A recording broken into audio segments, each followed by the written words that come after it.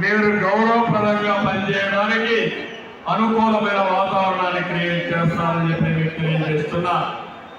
Pensioners ఉన్నారు, నేను అడుగుతున్నా వాళ్ళందరికీ నెలవారీగా జీతాలు వస్తే పెన్షన్ వస్తుందో తమ్ముళ్ళు మొదలుతారు ఇక్కడ ఎవ్వరికి రావడం లేదు.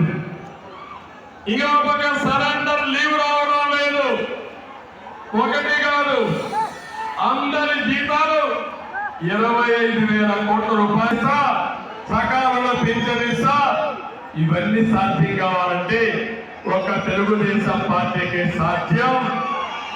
సంపద సృష్టిస్తాం.